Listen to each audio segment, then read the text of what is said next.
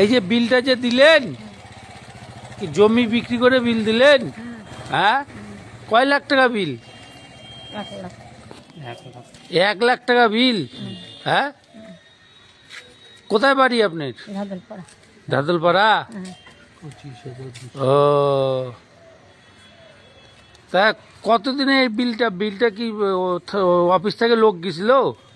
হ্যাঁ, যাই কি বলছে বিলটা দিতে হবে? হ্যাঁ, তো এত বিল হয়ে গেল, 1 লাখ টাকা বিল হয়ে গেল। তা দাদুর নাম কি দাদু? ও দাদু, তোমার নাম কি দাদু? বিশেন কি? হেমরম। তাহলে বিল শোধ হলো? এখন কি অফিস থেকে বলছে লাইন দিবে?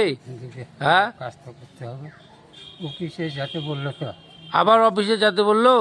এই অফিসে ওই লাইনটা ঠিক হবে না, কাটে দিয়েছে যেটা দিবে। হ্যাঁ, ওটাই দিবে। আপনি এটা কি তারপরে এটা জেরক্স করে দিতে হবে? এটা একটা শুধু পারিবারিক কাহিনী নয়, এটা আমাদের রাজ্যের প্রশাসনিকের ব্যর্থতার এক জলজান্ত প্রতিচ্ছবি।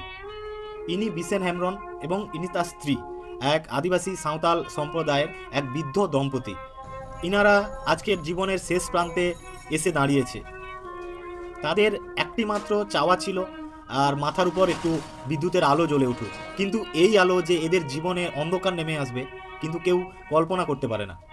দীর্ঘদিন আর ইনাদের ইলেকট্রিক বিল এরা জমা দেয় না, আর তাই মানে এদেরকে লাইন ক্যান্সেল করে দেওয়া হয়, লাইন কেটে দেওয়া হয়, আর তাদেরকে আবার 1 লক্ষ টাকা নানান অজুহাতে তাদেরকে পে করতে বলে যে 1 লক্ষ টাকা দিলে একমাত্র তোমাদের কারেন্ট তোমাদেরকে ফিরিয়ে দেওয়া হবে। কিন্তু এই সব দম্পতি ইনাদের নুন আনতে পান্তা পুরায়, এদের কাছে 1 লক্ষ টাকা।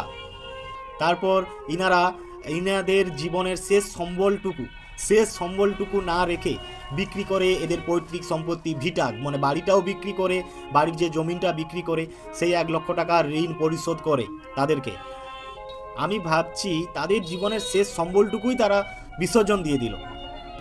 বিদ্যুৎ কি গরিব মানুষদের জন্য শুধুমাত্র কি বিলাসিতা?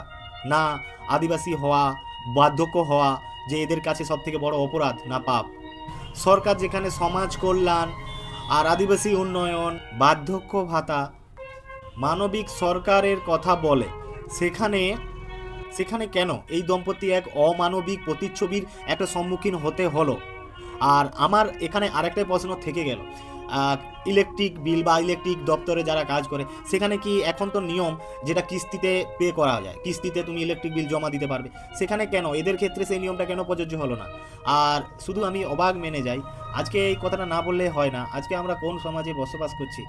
আর মানে অতিরিক্ত শিক্ষিত মানুষগুলো আজকে তারা এমন এমন সব কাজকর্ম মানে করে বেড়াচ্ছে, আর মানে অবাক জিনিস, ভাবতেও অবাক জিনিস লাগে। আজকে সেই আশাপূর্ণা দেবীর একটা কথা আমার আজকে ভেসে উঠছে চোখের সামনে, পৃথিবীতে এত আলো তবুও কেন মানুষ এত অন্ধকারে?